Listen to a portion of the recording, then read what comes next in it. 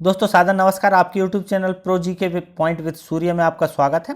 Friends, आज हम यहाँ बात करने वाले हैं भारत के संविधान के जो महत्वपूर्ण क्वेश्चन हैं उनकी, उसमें जो है मूल अधिकार का जो टॉपिक है उसमें से जो क्वेश्चन जो है हम 20 क्वेश्चन इसमें लाए हैं जो आपको विभिन्न प्रतियोगिता परीक्षाओं में जो है काफ़ी महत्वपूर्ण साबित होंगे। तो आज का जो पहला क्वेश्चन है वह है, भारतीय संविधान के किस भाग में नागरिकों के मौलिक अधिकारों का उल्लेख किया गया है?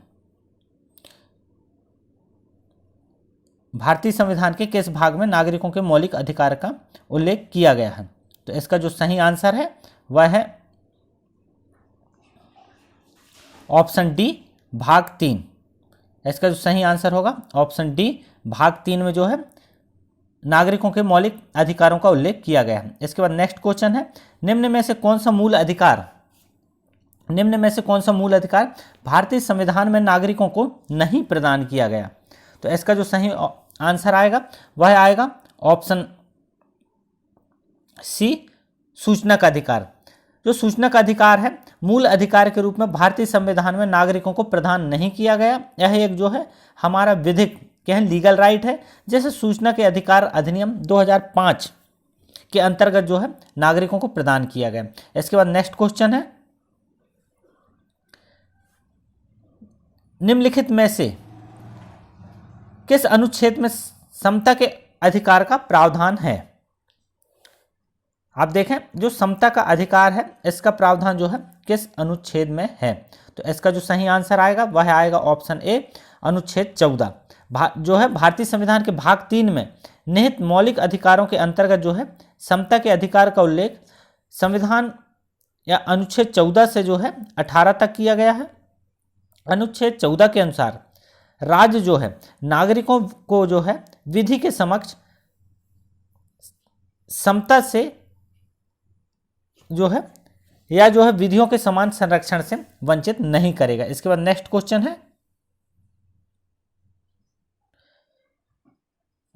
है, भारतीय संविधान का कौन सा अनुच्छेद अस्पृश्यता को जो है उन्मूलन करता है?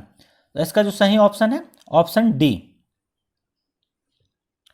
ऑप्शन डी, अनुच्छेद 17। भारतीय संविधान के अनुच्छेद 17 में जो है अस्पृश्यता के उन्मूलन का प्रावधान किया गया है। तो इसका जो सही ऑप्शन आएगा वह आएगा ऑप्शन डी, अनुच्छेद 17। इसके बाद नेक्स्ट क्वेश्चन है, कौन सा अधिकार भारतीय संविधान द्वारा प्रदत्त एक मौलिक अधिकार नहीं है? नेक्स्ट क्वेश्चन है, कौन सा अधिकार जो है भारतीय संविधान द्वारा प्रदत्त एक मौलिक अधिकार नहीं है? इसका जो सही आंसर आएगा वह आएगा ऑप्शन सी, संपत्ति का अधिकार। नेक्स्ट क्वेश्चन है, प्रेस की स्वतंत्रता किस अधिकार में निहित है? इसका जो सही आंसर आएगा वह आएगा ऑप्शन बी, भाषण की स्वतंत्रता। भारतीय संविधान में जो है स्पष्ट रूप से प्रेस की स्वतंत्रता का उल्लेख जो है नहीं किया गया, लेकिन साकल पेपर मिल्स बनाम भारतीय संघ मामला 1961 में जो है उच्चतम न्यायालय ने जो है स्पष्ट किया है कि अनुच्छेद 19 का 1 जो है में प्रदत्त जो है वाक एवं अभिव्यक्ति की स्वतंत्रता को ही प्रेस की स्वतंत्रता में निहित किया गया है। तो इसका जो सही आंसर आएगा ऑप्शन बी, प्रेस की स्वतंत्रता। इसके बाद नेक्स्ट क्वेश्चन है, भारतीय संविधान का अनुच्छेद 19 प्रदान करता है। इसका जो ऑप्शन आएगा सही आंसर आएगा वह आएगा ऑप्शन ए, 6 प्रकार की स्वतंत्रता को जो है यह जो है निहित करता है, प्रदान करता है। तो जो है भारतीय संविधान का जो अनुच्छेद 19 है नागरिकों को जो है कुल 6 प्रकार की स्वतंत्रताएं प्रदान करता है, जिसमें पहली है अभिव्यक्ति, दूसरा है सम्मेलन करना, तीसरा है संघ बनाना और जो चौथा है वह है आबाद संचरण, मतलब आप कहीं भी घूम फिर सकते हैं। इसके बाद है निवास, मतलब आप कहीं भी रह सकते हैं और कहीं जो है व्यापार कर सकते हैं। तो इस प्रकार जो है इसका सही आंसर आएगा ऑप्शन ए, 6 प्रकार की स्वतंत्रता। इसके बाद नेक्स्ट क्वेश्चन है,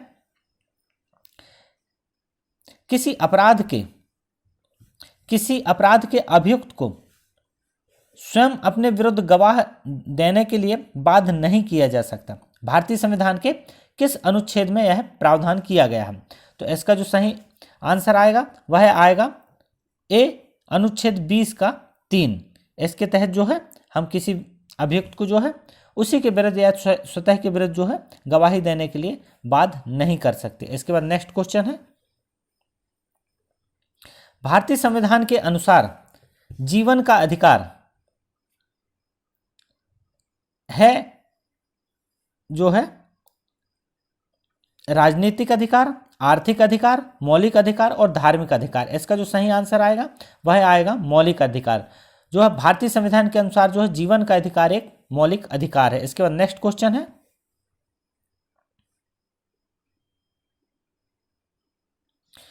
6 से 14 वर्ष की आयु के सभी बच्चों जो शिशुओं को जो है शिक्षा का अधिकार जो है,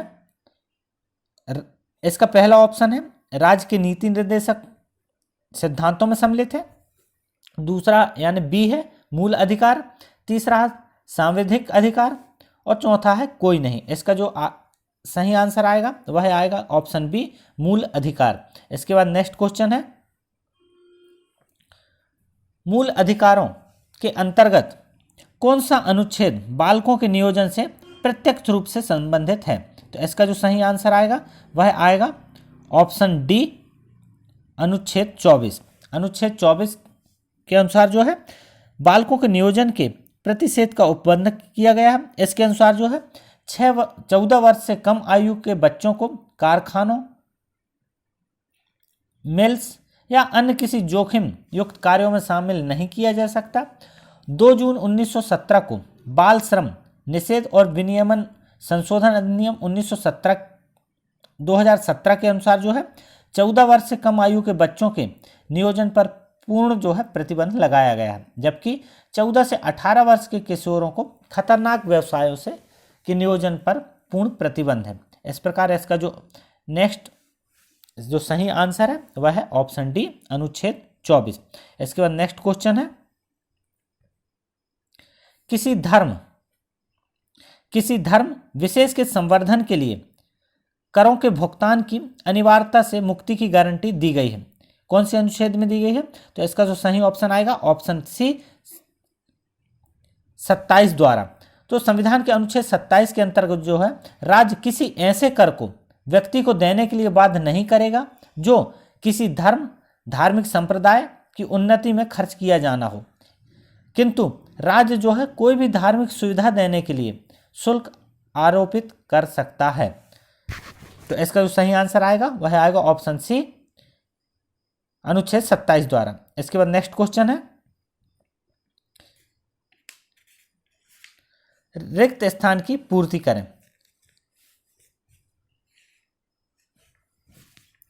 अधिकार और कर्तव्यों, इसमें जो है इसका जो सही आंसर है वह है ऑप्शन बी को अनुदेशित करते हैं।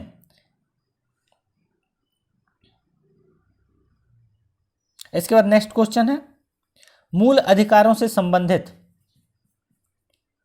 विवाद निम्नलिखित में से कौन सा है? इसका सही आंसर है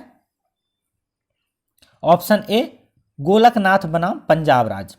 गोलकनाथ बनाम पंजाब राज्य 1967 जो है मूल अधिकारों से संबंधित है। इसमें जो है सर्वोच्च न्यायालय ने निर्णय दिया था कि संसद जो है मौलिक अधिकारों में संशोधन नहीं कर सकती, जबकि केशवानंद भारती बनाम केरल राज्य विवाद जो है 1973 में सर्वोच्च न्यायालय ने कहा था कि संसद जो है मूल ढांचे का उल्लंघन किए बिना मौलिक अधिकारों में संशोधन कर सकती है। तो इसका जो सही ऑप्शन आएगा ऑप्शन ए। इसके बाद नेक्स्ट क्वेश्चन है, निम्नलिखित में से कौन सा मूल अधिकार विदेशी नागरिकों को प्राप्त नहीं है? आप देखें कौन सा मूल अधिकार जो हमारे भारतीय नागरिकों को है वह विदेशी अधिकार जो है नागरिकों को प्राप्त नहीं है। तो इसका जो सही ऑप्शन आएगा वह आएगा अभिव्यक्ति की स्वतंत्रता का अधिकार, ऑप्शन बी। आप देखेंगे भारत में जो है अधिकांश मूल अधिकार विदेशी नागरिकों को भी प्राप्त हैं, जैसे विधि के समक्ष समानता अनुच्छेद 14 के तहत है, अपराधों के लिए दोष सिद्धि के संबंध में संरक्षण अनुच्छेद 20 में है। तो इस प्रकार जो है इसका जो ऑप्शन आएगा वह आएगा ऑप्शन बी अभिव्यक्ति के लिए स्वतंत्रता का अधिकार। इसके बाद नेक्स्ट क्वेश्चन है, अल्पसंख्यकों के हितों की सुरक्षा पर किस अनुच्छेद में प्रावधान किया गया है?